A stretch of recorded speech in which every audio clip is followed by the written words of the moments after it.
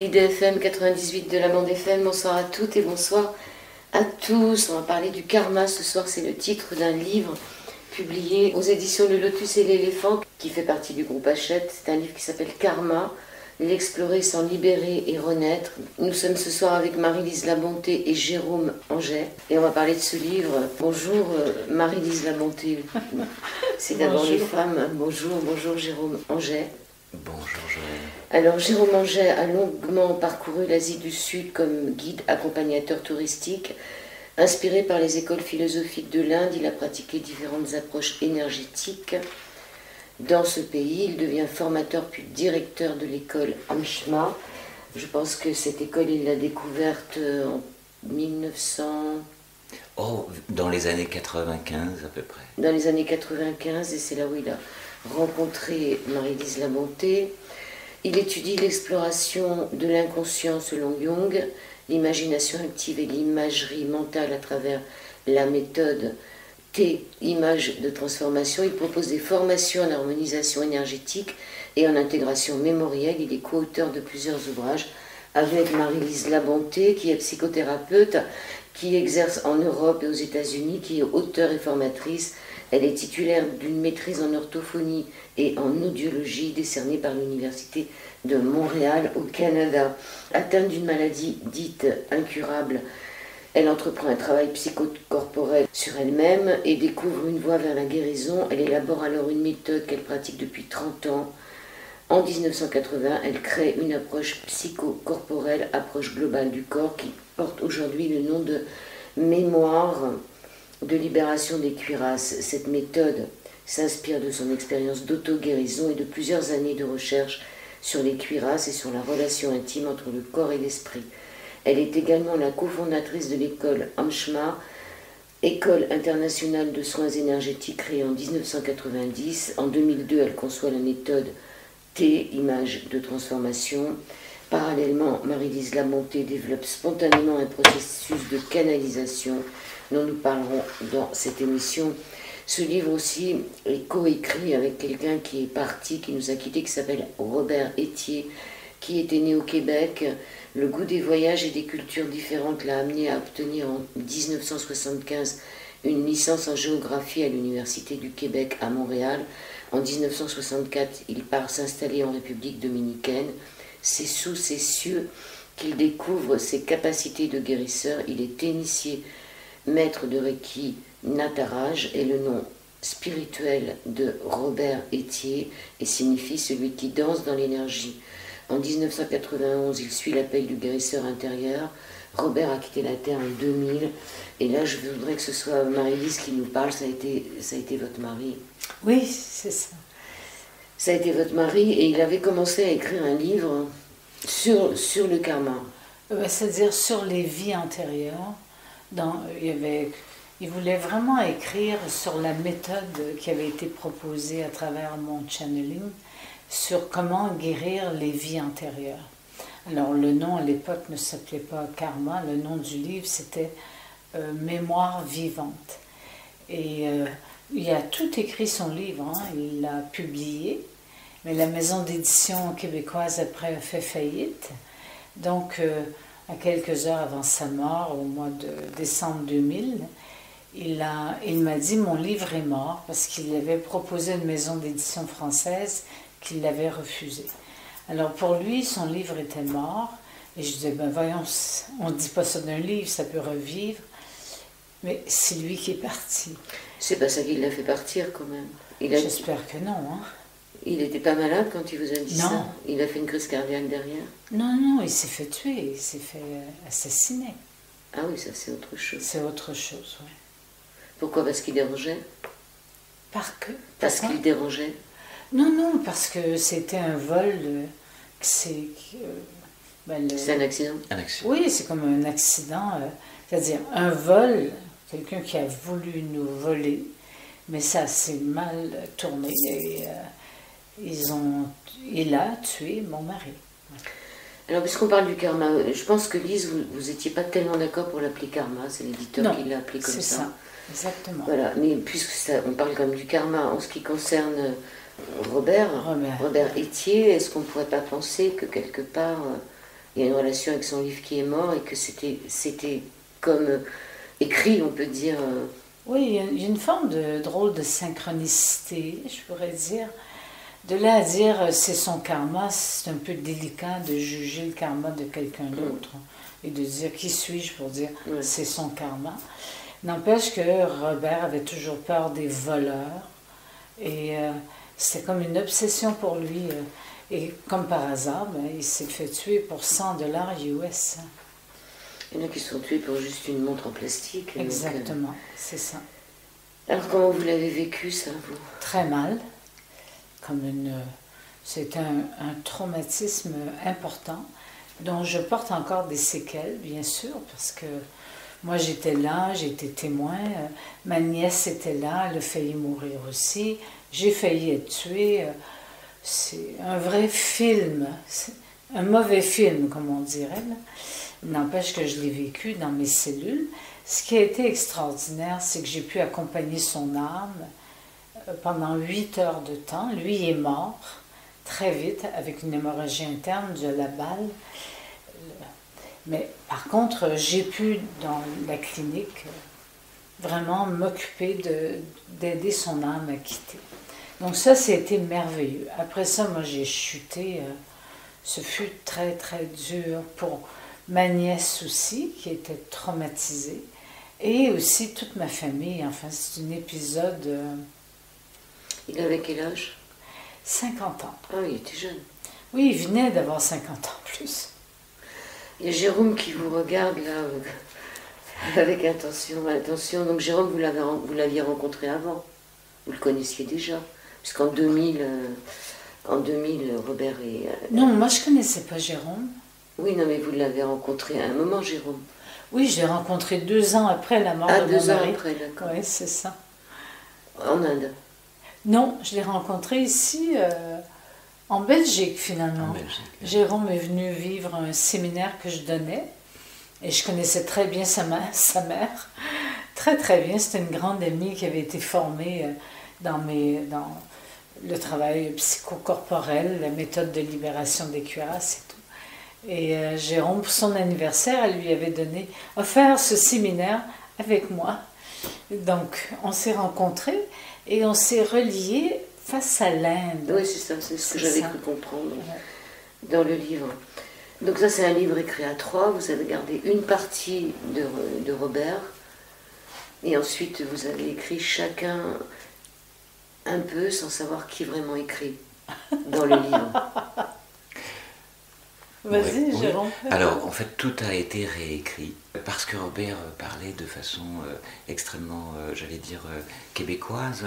Il parlait de façon très dynamique et donc j'ai essayé d'amener une compréhension différente aussi par rapport au temps qui s'est passé parce que entre l'écriture de Robert et la sortie du livre, il y a eu 20 ans qui se sont passés. Donc il y a des choses qui s'étaient modifiées. Il faut nommer que à l'origine, cette méthode a été donnée dans les années 95. Il s'agissait de guérir les mémoires pour mieux vivre sa vie présente.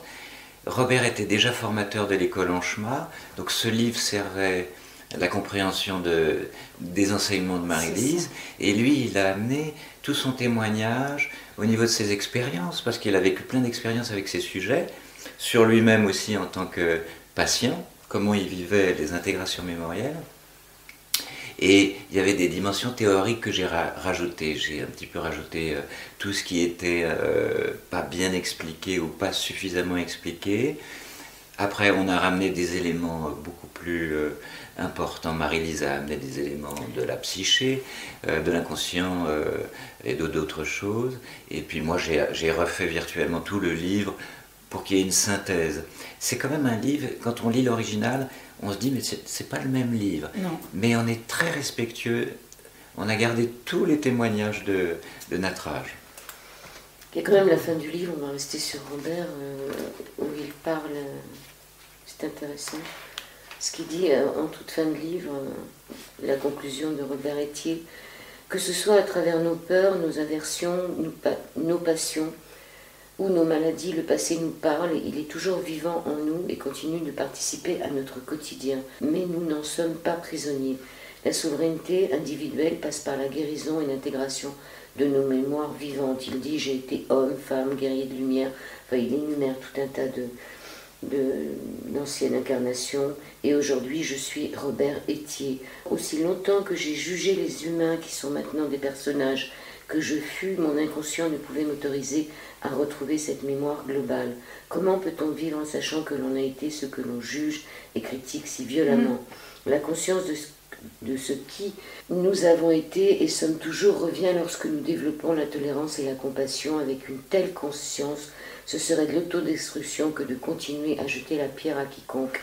Car ce que je vois à l'extérieur de moi, je le suis. Cette énergie de violence et de jugement que je projette, je me la projette. Me couper de qui je fus reviendra à me couper de mon enfance. L'enfance que j'ai été influence l'adulte que je suis. C'est intéressant quand il dit que si on refuse d'aller voir ce qui s'est passé avant notre incarnation, c'est un peu comme si on refusait notre propre enfance. Oui, une grande partie de nous. D'ailleurs, c'est ce qui a fait que j'ai jamais poursuivi l'homme qui a tué Robert. Parce que c'était contre nos valeurs, Robert et moi. Cet homme a tué, mais qui suis-je pour le juger? Ça, si j'en parle, c'est parce que c'est relié à exactement ce que Robert vient de dire. Et ça, c'était écrit dans un livre, et le livre était là, et j'avais envie de respecter les mêmes valeurs. On portait les mêmes valeurs, lui et moi. Donc c'est à ce niveau-là où on peut bien sûr, dans les lois sociales, jeter la pierre, poursuivre en justice. Et pour certaines personnes, c'est nécessaire pour faire leur deuil ou pour dire j'ai été victime. Par exemple, si on prend l'exemple du Bataclan, j'ai été victime. Bon, ça, je respecte ça. Mais pour moi, je n'avais pas besoin de ça. C'est sûr que ça a été difficile à comprendre pour le reste des gens qui m'entouraient. Parce que vous auriez pu l'identifier, cet homme, vous saviez qui c'était? Oui, finalement, ils l'ont identifié. Mais comme je ne l'ai pas poursuivi, ben, il est sorti de prison. Ça se passait au Canada? Non, en République dominicaine. Ça m'étonnait aussi qu'au Canada, il y ait des choses qui se passent comme ça. C'est ça. Ça nous rassure pour ceux qui habitent là-bas. Jérôme, alors votre participation, elle est assez active dans ce livre, on peut dire. On va peut-être parler de l'école en chemin. Oui. En chemin, c'est pas loin d'en chemin. Oui. Il y a beaucoup de gens qui font le lapsus. En chemin, oui. Qu'est-ce qui se passe dans cette école? Écoutez, c'est important, a priori, des transmissions qui venaient, des consciences qui voulaient utiliser donc le canal de Marie-Lise, mais c'était comme aussi une forme de rendez-vous que Marie-Lise accueille ces consciences, voulait nous enseigner sur les structures énergétiques. Et il semblerait que ces consciences déjà étaient venues ponctuellement sur Terre pour enseigner sur les structures. L'idée, c'était de reprendre l'autonomie sur sa structure, de connaître cette structure pour pouvoir agir sur elle et plus être dépendant de certaines difficultés dans la vie, justement des blessures associées à des blessures. Et donc retrouver la capacité de s'auto-guérir et de guérir les autres, c'est tout l'enseignement de l'école en chemin. Ils se sont appuyés sur l'harmonisation énergétique pour finalement dire aux gens, voilà, vous voyez, vous vivez cela, mais il se passe ceci dans votre structure, vous pouvez agir sur votre structure pour alléger et retrouver votre véritable nature, l'âme. Et puis après, il y a eu l'enseignement sur la guérison des mémoires vivantes, c'est la deuxième partie, parce qu'ils se sont rendus compte qu'on avait beau créer un soin énergétique, enlever des difficultés associées à des colères, à des tristesses, à d'autres émotions, la personne pouvait se maintenir attachée à certains types de mémoires. C'est-à-dire que l'avantage d'enlever de la matière dans les structures, c'est de se dire la personne va en profiter pour changer de vie, pour prendre des bonnes décisions, arrêter d'accuser le voisin. Et ça peut se faire grâce à la légèreté retrouvée à la suite d'un soin. Mais malgré tout, on voyait que la personne était extrêmement attachée, donc repartait dans ses vieux schémas types, et retombait dans ses blessures.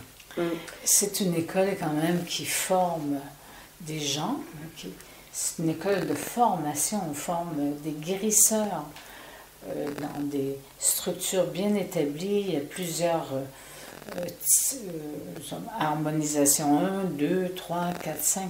C'est vraiment une école énergétique où quelqu'un qui rentre dans l'école, bien sûr, est libre de choisir les cours, mais il y a un suivi, il y a un accompagnement. Donc, le but, c'est d'enseigner à tout le monde, oui, mais aussi de former des énergéticiens. Absolument. Ça, c'est important. Oui, elle a raison, Marie-Lise, d'appuyer là-dessus, parce qu'il y a beaucoup de thérapeutes formés à plein de méthodes qui vont vers l'école en chemin et qui trouvent une structure saine, basée sur l'inconscient, la psyché, les différents niveaux de conscience de la personne. Donc ils se disent, c'est bien, jusqu'ici je faisais ça, mais j'avais pas la notion de tous ces plans, de cette écologie intérieure, de tout ce tien. Et donc l'avantage de cette école, c'est de faire des diagnostics, de savoir sur quoi on agit. Oui. Et en sachant que s'il y a une problématique là, par exemple à la gorge, c'est pas nécessairement lié à la gorge.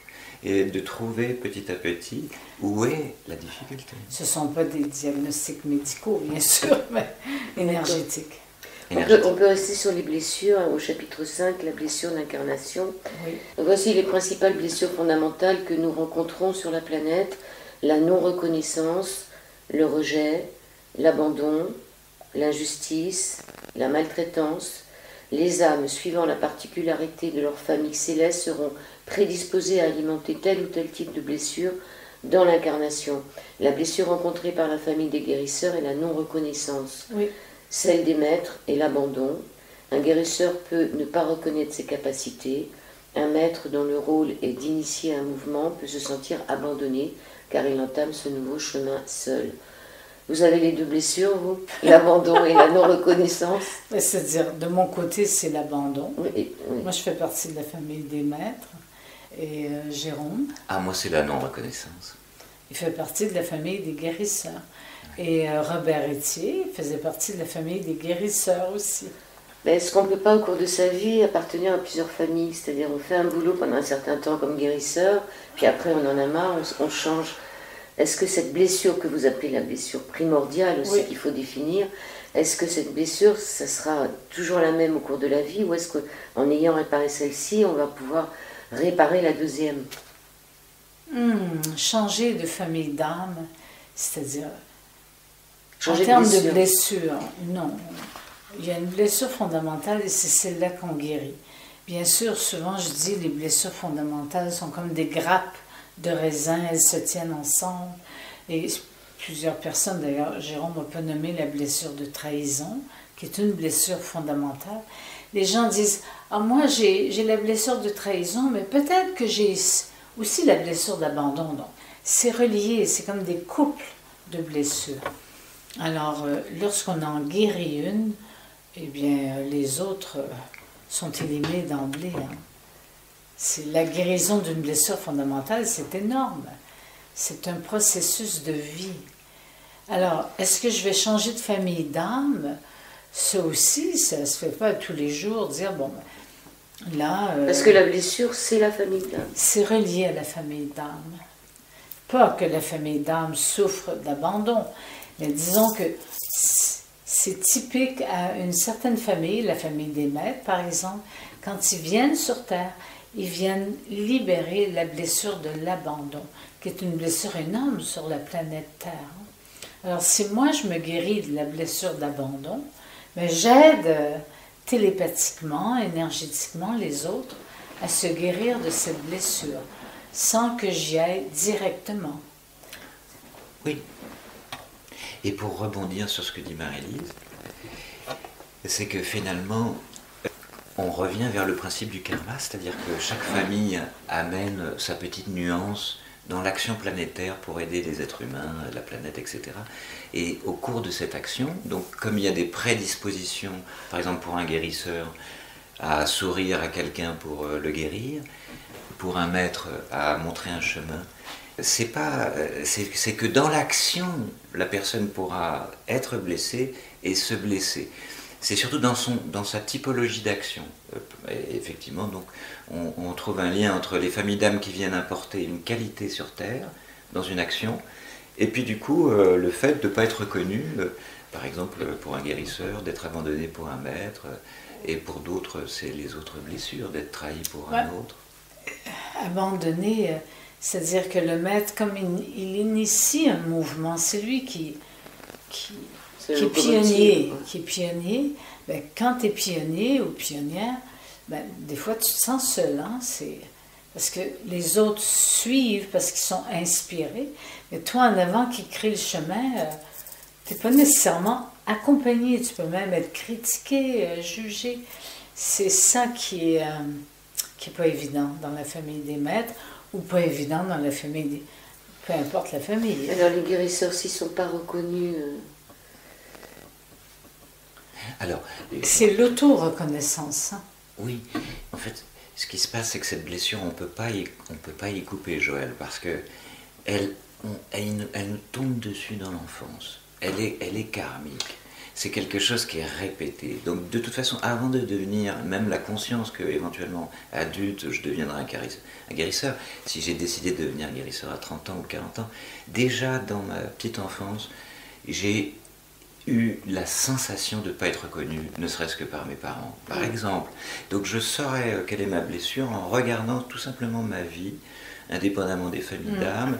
Et cette blessure, on nous dit, les transmissions de Marie-Lise nous disent, regardez votre vie, observez, vous verrez, on a tendance à la projeter sur l'autre. Donc c'est encore plus facile de savoir ce qu'on projette sur l'autre et de reconnaître sa blessure en ce sens. Ça voudrait dire qu'on ne reconnaît pas l'autre? Voilà. Par exemple, je pourrais avoir un enfant, une compagne, des personnes autour de moi qui seraient vraiment très douées dans une qualité, mais moi je ne reconnaîtrais pas des petites choses, et du coup j'en ferais tout un plat. Et ça serait une façon de nourrir la blessure, parce que ce qu'on nous dit, c'est la blessure n'existe plus. La blessure appartient à la planète. C'est pas une blessure personnelle, mais comme j'en ai souffert. À un moment, mon papa m'a dit, toi, tatati, tatata. Mais j'en ai... Et là, ça a touché cette blessure fondamentale que j'étais venu reconnaître pour guérir. Du coup, je poursuis de l'alimenter, et ça n'aide pas la planète ni l'inconscient collectif. Donc c'est ma responsabilité de ce que disait Natraj à la fin du livre. Je reconnais cette responsabilité d'alimenter la blessure, du coup de ne pas aider trop la planète, ni ma guérison. Mais la blessure n'existe plus, elle n'est pas personnelle. On se l'est accaparée et on s'y est attaché. D'où l'intérêt de savoir quelle est la blessure primordiale. Oui, et ça on le sait en regardant notre vie. De quoi on a le plus souffert? Qu'est-ce qui se répète? Donc à quelque part on peut dire oui, c'est karmique. Parce que qu'est-ce qui se répète et que j'ai pas guéri, et qui se répète et que j'ai pas guéri, ben, ça appartient à une dimension d'une charge qu'on peut appeler le karma. Mais je peux agir là-dessus. Je peux agir là-dessus. Donc si nous contactons la blessure fondamentale dans le plus jeune âge, il y a de fortes possibilités que ça vienne de vie antérieure. Deuxième partie de cet au-delà du miroir sur l'antenne d'IDFM, sur le 98 de la bande FM. Toujours en direct avec Marie-Lise Labonté et Jérôme Angers. Nous parlons de leur livre Karma. Donc on était en première partie, on se posait la question sur les principales blessures de l'âme. La question que je voudrais juste poser en prenant cette deuxième partie d'émission, est-ce que tout le monde est blessé en arrivant? Est-ce qu'on est forcément blessé en arrivant? Puisqu'il semblerait qu'il y en a qui vont être blessés plus tard dans leur vie que dans leur plus jeune âge. C'est une bonne question. La blessure peut même faire partie de notre vie intra-utérine. C'est-à-dire que si notre âme s'incarne, c'est pour évoluer sur cette planète que nous connaissons bien, hein, où il y a plusieurs dimensions d'évolution. Bon, est-ce qu'on a tous une blessure? Ben, moi, je répondrais oui. On la rencontre peut-être dans la vie, dans le ventre de ma mère, on la rencontre à la naissance ou dans les premiers mois de vie. Mais bien sûr, c'est facile de dire qu'en tant que psy, les gens qui sont venus me voir, tout le monde était blessé. Mais je veux dire, si je prends quelqu'un sur la rue, je dis, est-ce que vous avez une blessure primordiale? La personne va me regarder en voulant dire, non, oh là non, là, ça va pas. Oui. Et combien de fois dans mes conférences publiques, j'avais des gens qui me disaient, moi, j'ai aucune blessure. Moi, tout va bien, oui. C'est ça. Ben, si c'est ce que vous vivez, ben, tant mieux. Qui suis-je pour dire, ah non, attention, vous en avez une, mais vous ne la voyez pas, ce qui est souvent fort possible. Pourquoi ils venaient alors à vos conférences? Ben justement. Ils n'avaient bonne rien question. à régler? J'aurais dû leur poser la question. Mais je n'osais pas trop les provoquer. Jérôme? Alors, mais c'est vrai qu'il y a, bon, il y a peut-être des gens qui ont déjà guéri leur blessure en tant qu'âme mais qui reviennent, mais à ce moment-là, du coup, ils sont moins, ils sont plus légers, et du coup, ils vont plus s'occuper peut-être aider les blessures des autres. Et puis, même dans la vie, si Marie-Lise, par exemple, guérit sa blessure parce qu'elle s'en occupe quotidiennement, année après année, toutes les résurgences de difficultés dans sa vie, on a la capacité de la soulager, de l'apaiser. Et donc, il y a des gens qui guérissent leurs blessures, sont beaucoup plus à même et capables d'aider les autres. Donc, la fonction de l'âme, c'est de guérir ce qui n'a pas été guéri pour continuer sa vocation qui est finalement le partage de l'amour. Donc, ce livre est extrêmement important parce qu'il donne une compréhension aux gens qu'on ne peut pas passer à travers. On ne peut pas faire semblant. On ne peut pas se cacher. Et c'est pour ça qu'en revenant sur la non-reconnaissance des guérisseurs, on peut avoir pris conscience de ça et être devenu guérisseur et après refuser. Oui. Au bout d'un certain temps, c'est-à-dire dire ça suffit parce que finalement on ne sera jamais reconnu quoi qu'on fasse. Ben, le plus important, c'est s'auto-reconnaître. Et c'est souvent le cas des guérisseurs. Par exemple, comme mon feu mari qui disait ah, j'ai pas l'impression que j'ai des dons de guérison. Je lui disais franchement, regarde comment tu agis dans le monde. Et donc, lui, il avait de la difficulté à se reconnaître. La même chose, Jérôme, tu avais de la difficulté à te reconnaître. Et les guérisseurs, c'est ça. Les maîtres, c'est pas la même chose. Ils vont se reconnaître, sauf qu'ils souffrent de la solitude d'initier le chemin seul. Oui, Marie-Lise, il y a quand même certains guérisseurs qui, quand on les entend, on se reconnaissent très très bien. Hein. Oui. Bon. Ah, mais ça n'aura peut-être pas des années. Bon, on va passer sur nos modes de perception. Vous parlez du système VACOG, Oui. VACOG, Ouais. le V de visuel, le A de auditif, le K de kinesthésique, le O de olfactif et le G de gustatif. Ouais. Et nous pouvons choisir deux modes de perception dans notre relation à la vie et aux mondes extérieurs, intérieurs et subtils. Des perceptions associées, des modes associés ou dissociés. Là, vous donnez un exemple avec votre maman qui vous disait toujours quand vous étiez petite, elle vous disait Marie-Lise, attention, le bonheur n'est pas fait pour durer. Et ça, c'est un bon exemple de dissociation. Oui, oh mon Dieu, oui. On en disait d'autres aussi. Bon, mais c'était sa propre souffrance qu'elle avait besoin de me nommer. Comment on peut savoir si on est en mode associé ou dissocié? Ben c'est qu'à un moment donné, justement, dans la trentaine, j'ai une de mes amies qui m'annonce une très bonne nouvelle pour elle, puis qui pouvait aussi être une bonne nouvelle pour moi dans l'amour que j'avais pour elle, et tout ça dans une union. Puis, je m'observe réagir avec distance. Et elle me dit, c'est drôle, t'es pas contente, t'es pas...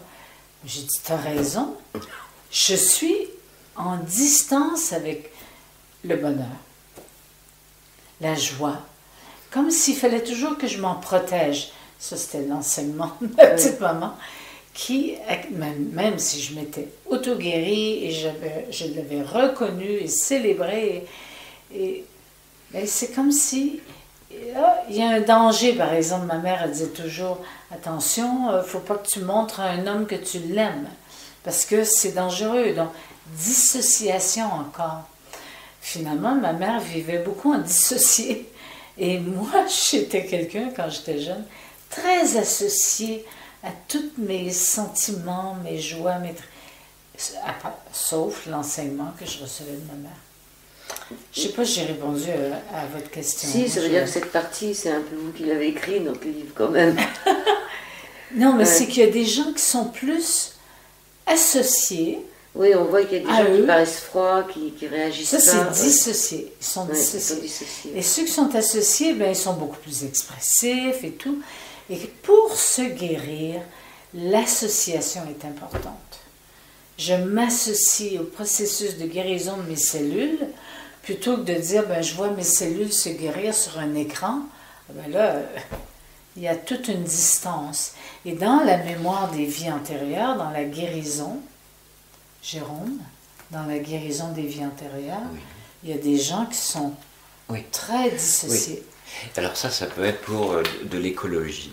On se dissocie lorsqu'on vit l'événement, puisque n'oublions pas que cette méthode permet à la personne de retrouver consciemment des mémoires extrêmement handicapantes qui ont chargé la structure de tristesse, de colère, de ressentiment, de dégoût et d'autres choses que la personne n'arrive pas à expliquer dans son quotidien avec un cerveau analytique. Qu'est-ce qui fait qu'on a des comportementiels bizarres face à telle personne? Je ne sais pas pourquoi, quand je me retrouve face à telle personne, tout m'irrite.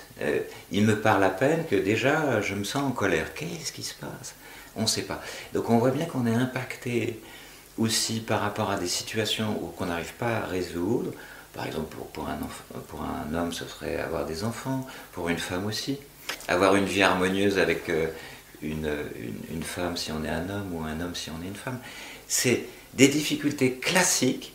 On peut dire que beaucoup de personnes dans l'humanité n'arrivent pas à gérer parce qu'il y a des charges qui se sont accumulées dans la structure et qui font que face à un partage qui pourrait être facile, il y a face à moi des résistances, des protections, des systèmes de croyances, des émotions refoulées qui vont me permettre face à cette situation de contacter là où j'en suis dans ce que j'ai à faire pour me libérer de tout ce que j'ai créé, mais je ne les ai pas nécessairement créés que dans cette vie. C'est pour ça qu'on dit que il faut se faire aider. L'âme prend la mesure de toutes ses vies. C'est-à-dire, s'il y a des répétitions, c'est l'âme qui est blessée dans la chair de ses incarnations, la partie de l'âme qui est en incarnation. Donc la méthode est extrêmement efficace parce qu'elle permet de libérer les charges à la fois, bien sûr, pour la personnalité qui vit ici une vie différente de l'âme au XVIIIe siècle, mais également les fibres de l'âme, toutes ces structures énergétiques qu'on a dans nos cellules qui nous handicapent de vie en vie. Alors au niveau des sens, c'est grâce à nos sens qu'on sait quand ça va mal. Et donc le mode dissocié et associé se vit même face aux mémoires de vie antérieure ou aux mémoires de cette vie-ci. Je peux me maintenir dissocié de la mémoire et des fois le thérapeute va m'aider à m'y associer pour guérir. Ou le thérapeute va m'inviter à prendre une distance pour mieux interagir sur ces mémoires. Et donc, c'est deux modes de fonctionnement de nous, finalement, que les humains épousent. Voilà. Pour nourrir encore ce que dit Marie-Lise, c'est très important de comprendre, par exemple, un exemple concret dans une intégration mémorielle. Quelqu'un qui, c'est un exemple du livre, quelqu'un qui, dans cette vie, se sent complètement obligé d'aider les enfants, sans qu'il a une mission qu'il faut qu'il aide les enfants et c'est incompréhensible pour lui. Il est toujours là à s'occuper et c'est comme s'il sentait qu'il y avait quelque chose. Il vient en intégration mémorielle pour dire il y a quelque chose qui se passe, c'est bizarre, je ne sais pas pourquoi, c'est pas normal.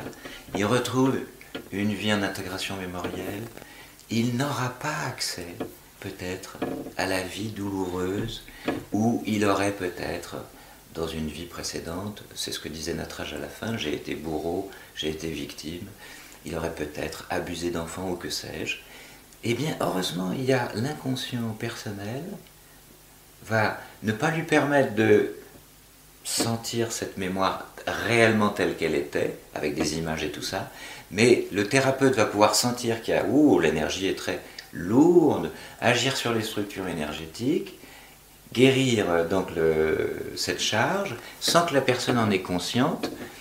Si il avait été conscient d'avoir abusé d'enfants dans d'autres vies, alors que là il est complètement dans cette mission, il aurait pu refuser la guérison. Oui, c'est aussi pour ça qu'on ne se rappelle pas quand on vient au monde. C'est pour pas ou se suicider quand on voit les choses, ou se dire, bon, après tout, c'est pas... On a 3 sortes où on se tire une balle dans la tête parce qu'on ne peut pas supporter ce qu'on a vu, où on se dit, après tout, ça n'a pas d'importance puisque je peux rejouer la partie. Et la 3e chose, ça serait de dire, bon, maintenant que j'ai pris conscience de ce qui se passe, je vais essayer de changer les choses, parce que vous dites que quand quelqu'un change, il est question d'astral aussi dans votre livre. Finalement, ça change énormément. Oui.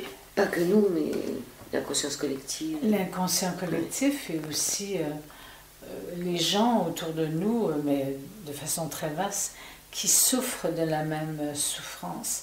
Donc c'est comme si moi je guéris, comme je disais tantôt, ma blessure d'abandon, j'aide les autres à guérir la leur sans même avoir à leur parler. C'est quelque chose qui se transmet sans même que je les connaisse. C'est une énergie de guérison qui circule, parce qu'il n'y a pas juste du négatif qui circule dans l'univers. Il y a dans les Écritures, je crois, c'est 7 fois 7 générations. Lorsqu'on travaille... Ah oui. Je ne sais plus exactement le... On travaille sur 7 générations. Ouais. Oui. C'est magnifique. Oui, c'est-à-dire que s'il y a un problème là, on peut peut-être remonter très très loin pour savoir d'où c'est venu. Ouais. Alors pourquoi justement à un moment on a eu besoin de se charger d'un karma? On a fait le choix.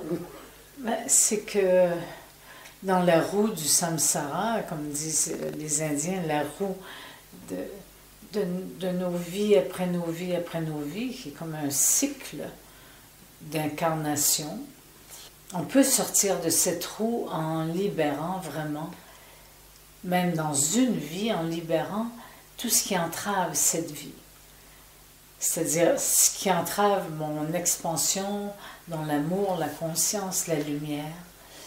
Et je peux moi-même me guérir du ressentiment, de la colère, d'émotions et de croyances très négatives et qui m'amènent dans l'expérience d'un amour quasi inconditionnel, l'expérience d'un état de conscience de grande pureté. Alors là, dans cet état, peut-être que je ne serais pas obligée de revenir, comme j'ai nettoyé depuis plusieurs vies. Et d'autres personnes viennent et inconsciemment répètent les mêmes choses, et j'en rencontre beaucoup dans ma profession, et qu'ils n'ont pas la force de sortir de leur répétition de souffrance.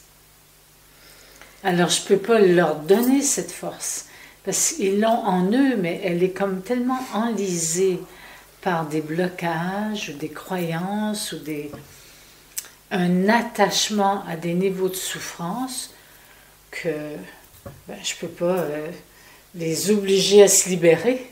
C'est un peu comme ce qui se passe en ce moment sur la planète. Il y a un tas de gens qui s'accrochent à leur masque parce qu'ils ont l'impression qu'ils respireront mieux s'ils ont ça sur la bouche. On comprenne qui pourra. Mais tu nous parlais Pourquoi tu disais pourquoi est-ce qu'on se fait du karma? Oui, pourquoi mais ça, est-ce je ne t'ai pas répondu. Je vais répondre. Oui, vas-y, réponds, oui. Et pourquoi il y a aussi un tas de personnes qui trouvent que ça ne va pas assez vite aussi? Que ceux qui travaillent pour réparer ce karma, ou tout du moins pour en sortir, se disent que bon, il y a je ne sais pas combien de vies et ça ne va pas assez vite. Oui. Donc là, il y a de l'action du karma. Qu'est-ce qui fait qu'on se fait du karma? Mais si on regarde bien notre vie, on se fait du karma dès qu'on est dans une forme d'égocentrisme exacerbé, où il n'y a pas de place pour les autres, à la fois à l'extérieur, mais aussi pour des dimensions de nous-mêmes. C'est cette façon qu'on a de créer des scissions en nous-mêmes, de ne pas écouter notre cœur, de ne pas écouter notre conscience. Donc à un moment, je repars sur l'idée que quand même on a de la chance, l'air c'est gratuit. On a quand même de la chance, l'amour c'est gratuit, c'est-à-dire il est toujours là l'amour. Et donc sur cette base d'énergie un peu inconditionnelle, gratuite, nous on a la vocation de continuer le partage en tant qu'âme, de partager ici dans les dimensions denses cette énergie. Si malheureusement une identification se fait sur une base égotique et cet égoïsme retient l'énergie. Et cette rétention d'énergie dans le non-partage crée la souffrance, crée le karma. Donc si ça s'est agi une fois, il a bien fallu que ça commence quelque part. On la pomme d'Adam, que sais-je.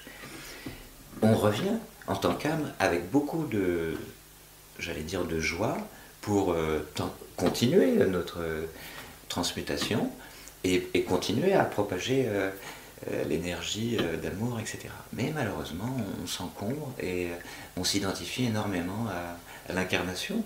Et même il y a des dimensions de l'âme qui s'identifient à l'incarnation. Ils oublient la véritable nature. Donc, quand on arrive à créer le bien-être chez la personne ou à rencontrer l'harmonie et la paix, la personne peut se dire « Tiens, ça c'est chez moi ». De faire la différence entre ça, l'harmonie, la paix, l'amour, je connais. Et à côté, je connais la souffrance, la haine, la trahison, l'animosité. Et par rapport à cette base, je sais que ça existe, il a toujours le choix de revenir à ça, de jamais oublier ça, et d'à chaque fois qu'il n'a pas rencontré ça, de redemander pour se repositionner avec ça. Et ça fait penser, hier je regardais une émission où on parlait des prêtres, et l'évêque disait le problème des prêtres qui ont un problème existentiel en ce moment, et il disait, ce monseigneur, il disait que finalement, les prêtres ne prenaient plus le temps pour la méditation et la prière. Et que s'il n'y avait plus cette connexion avec la source, ils ne pouvaient plus se sentir bien sur cette planète. Donc en tout temps, il est possible de sortir de ces charges, mais on doit se faire aider par la prière, par des pratiques énergétiques, par de la conscience et de l'amour. Respiration. Et ça, c'est un choix qu'on peut faire. Troisième et dernière partie de cet Au-delà du miroir sur l'antenne d'IDFM, IDFM 98.fr sur toute notre planète Terre avec Marie-Lise Labonté et Jérôme Angers. Nous parlons du karma. Alors, ce livre, c'est une Bible pour essayer de comprendre un peu pourquoi on est de telle et telle manière. Il y a plein d'exemples de régression, on peut dire, c'est des gens qui ont vécu ça en régression. On s'y retrouve quelquefois dans nos propres histoires, par exemple la peur du vide, un tas de choses. Qu'est-ce qu'on pourrait dire sur ce qui se passe en ce moment sur la planète au niveau de ce karma collectif qu'on est en train de vivre? En ce moment, de mon côté, j'observe, je contemple l'évolution. Ça va très très vite en termes de trucs lourds qui se manifestent, et ça demande pour chacun de rester très centré et de ne pas partir dans tous les sens, parce que là, ça part dans tous les sens. C'est comme une folie collective qui prend de l'ampleur. Pour moi, c'est comme un raz-de-marée, un tsunami collectif, émotionnel en plus, parce que ça touche l'intégrité physique. Et donc, ça va chercher des peurs archaïques. Et les gens qui se laissent entrer, qui rentrent là-dedans, qui se laissent toucher par les peurs archaïques, qui sont à l'intérieur de nous, hein, la peur de la mort, de la maladie, de perdre, de souffrir, ça appartient à la planète Terre. Donc, si je rentre là-dedans, ben là, je reste dans des dimensions très lourdes et très basses. Et moi, la position que je prends, c'est de me maintenir, pas d'ignorer, c'est de contempler et de me maintenir élevé, c'est-à-dire d'entrer encore plus dans mes pratiques pour ne pas me laisser happer par l'inconscient collectif et la folie qui existe en ce moment. Et là, nous parlons ensemble.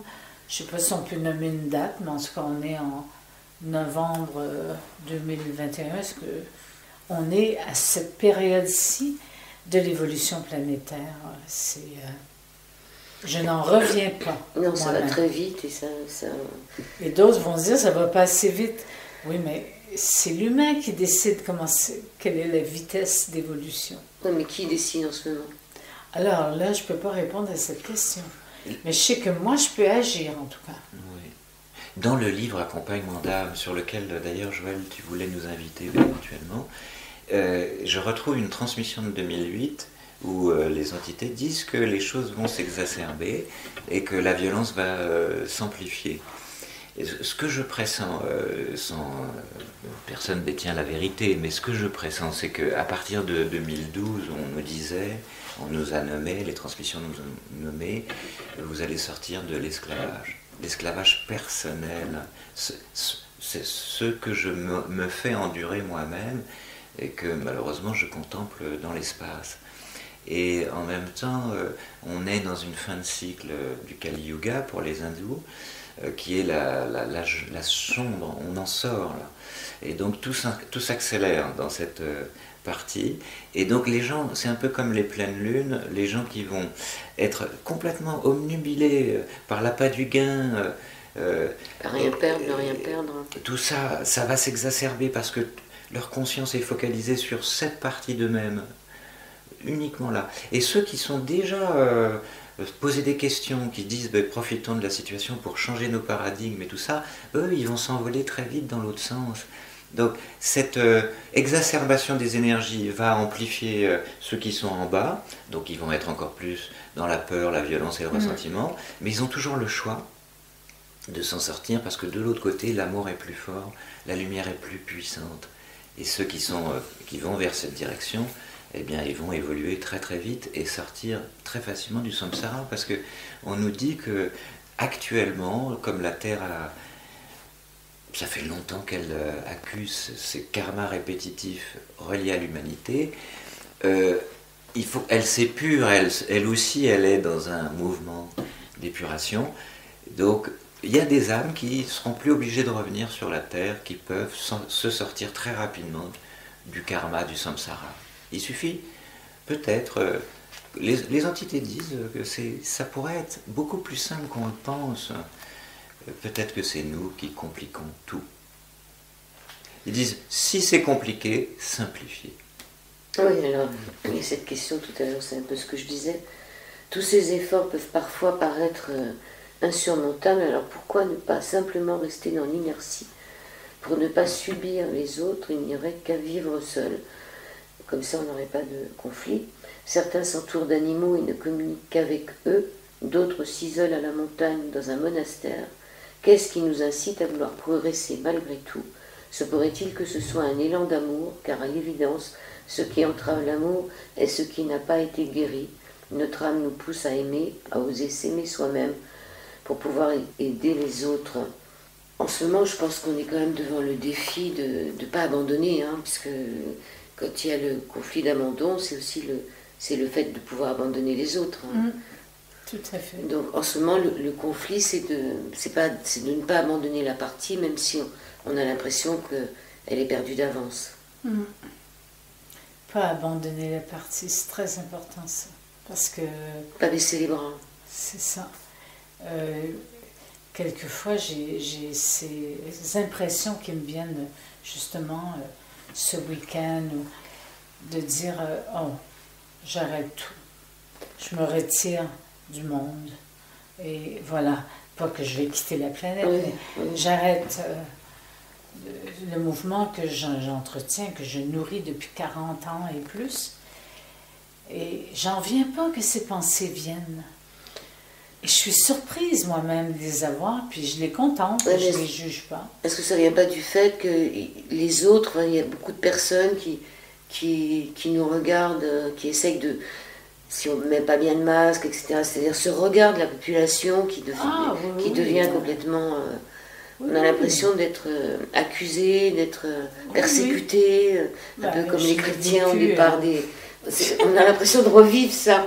Oui, je l'ai vécu aujourd'hui. C'est vrai que ça je rentre dans un taxi, Et le chauffeur de taxi m'a dit, si vous ne mettez pas votre masque, je ne vous amène pas là où vous voulez aller. J'ai dit, ah, je l'ai, je vais le mettre. Et là, il m'a immédiatement parlé du variant, en fait. Tu vois, le variant Omicron-Macron, c'est ça, hein? Omni-Macron. Mais bon, je veux dire, c'est ça qui est le plus difficile, c'est en ce moment de ne pas se laisser influencer par nos propres concitoyens. Parce que ce qui vient du gouvernement, on peut le passer par notre tête. Mais ce qui vient des gens qu'on croise tous les jours dans la rue, qui sont plus nombreux que nous de plus en plus, on se demande si on n'est pas des pestiférés ou si on n'est pas... pourquoi ne pas faire comme eux? Voilà, c'est ça qui est difficile. C'est de ne pas se dire qu'on va céder. Et ça, c'est le karma, parce que c'est karmique. Ce qui se passe au niveau de cette terre, c'est karmique. On en est là parce qu'on l'a bien voulu. Tout à fait. Oui, on a épousé la condition humaine en tant qu'âme libre et aussi une âme nourrie par la source, une âme représentative de la source. Elle vient aider la condition humaine et en même temps, elle la transforme. Et ce que nomme Marie-Lise, moi aussi je le vis toujours dans ma pratique en me disant que c'est difficile de faire comme on nous disait les anciennes traditions, fais tes actions sans recherche d'appât ou de gain, de résultats, sois altruiste, sois bon, sois généreux, tout ça. Et toutes ces qualités d'âme, la tolérance, la générosité, la patience, tout ça c'est des qualités d'âme, mais on n'y arrive pas. Donc, mais en même temps, on comprend que la moitié divine de moi et l'autre moitié sous la condition humaine, ça se transforme grâce à ma capacité d'entendre justement cette voix qui dit arrête tout, prends un yacht, fais le tour du monde. Par exemple, le paresseux, je constate que j'ai un paresseux en moi, c'est très bien. Et puis je regarde ce paresseux et j'arrête de le juger parce que je sais qu'il viendra de temps en temps me dire que ce que je fais ne sert à rien, qu'on n'y arrivera pas, etc. Et au bout d'un moment, à force de ne pas me laisser impressionner par cette voix intérieure, attention, qui toute une dynamique nécessaire, moléculaire, atomique, toutes ces consciences qui me composent, certains sont égoïstes et d'autres sont altruistes, et petit à petit, la conscience altruiste va transformer ces consciences égoïstes en moi. Le travail se fait vraiment ici, dans la cellule. Donc j'accepte de ne pas être une personne parfaite et petit à petit j'observe ce qui n'est pas parfait puis j'essaie d'aider. Oui, dans ce que vous disiez, où on vient tous d'une source divine, il semblerait qu'il y ait quand même pas mal de gens qui l'aient oublié. Et je pense que tout vient de là. Que tout est fait en ce moment pour nous réduire à des états de machines, de gens qui sont plus reliés à la source. C'est-à-dire que la source qu'on a maintenant, c'est une information qui n'est pas forcément toujours alignée. Voilà, et comment, enfin, c'est ça qui fait peur, c'est que... Alors, revenir à soi, son intuition, suivre sa voix intérieure, VOIX, la partie de nous qui sait à travers les temps, la partie de nous qui sait, qui nous connaît, bien au-delà de notre personnalité, de notre ego. Moi, je parle de l'âme.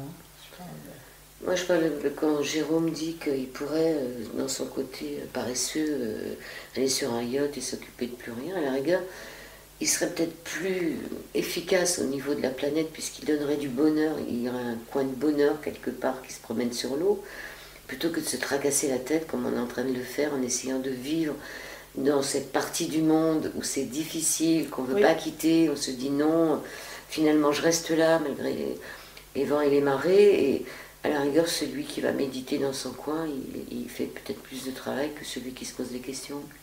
Très, très bonne question. C'est pas une question, mais très bonne réflexion. Là-dessus, je n'ai pas encore pris ma décision. Oui, c'est ça. Moi, j'ai pas encore pris ma décision. On a un constat quand même que cette pandémie et ce durcissement de l'inconscient collectif des villes fait qu'il y a beaucoup de concitoyens là, qui s'en vont à la campagne, qui disent « moi je rentre plus dans ce moule ». Mais ils veulent retrouver quelque chose qui est nourrissant, la nature, qui va vers l'essentiel. Les animaux, une communauté beaucoup plus réduite. La liberté. Ben oui. Parce que alors c'est une réflexion que j'ai en ce moment et j'ai pas encore pris de décision. Mais je t'en informerai. Oui, moi je pense qu'on est beaucoup à se poser la question. Qu'est-ce qu'on fait? C'est ça. Et je pense que notre karma collectif, il va passer par les décisions qui vont être prises. Ben oui. Individuellement. Et que c'est la totalité de ces décisions qui va faire pencher la balance d'un côté ou de l'autre. Oui. Oui. Oui, je suis en accord avec ça. Et voilà, et en même temps, je pense qu'on peut rester optimiste. Oui, c'est pour ça ceux qui restent, ceux qui n'ont pas pris la fuite encore, c'est encore ceux qui y croient, parce que c'est difficile en ce moment de ne pas prendre la fuite. Ouais. Ça. Donc c'est aussi intéressant qu'il y en a qui aient le courage de rester pour voir jusqu'où ça peut aller. Pour l'instant, peut-être qu'on aura une prochaine rencontre, on s'en parlera. Mais sûrement qu'on aura d'autres rencontres. Qu'est-ce que vous pourriez dire pour terminer l'émission? Jérôme, je te cède la parole. Eh ben, voilà, ce que j'aimerais dire, c'est de ne pas baisser les bras, parce que quel que soit son âge et quel que soit ce qu'on héberge en nous, il y a toujours une capacité de se soulager de toutes ces souffrances et petit à petit de poursuivre son chemin. Et il ne faut pas oublier que derrière ce chemin qui a l'air d'être un chemin de souffrance, il y a une énorme vérité, il y a une très grosse lumière et elle est toujours là. Moi, je voudrais terminer l'émission en vous disant merci, Joël, et merci beaucoup de nous avoir interviewés, qu'on puisse partager aussi là où on en est. Oui, parce que ce livre Karma, c'est pas qu'un karma individuel. Hein. On est en plein dedans. Donc ça s'appelle Karma, c'est un livre avec une couverture rouge.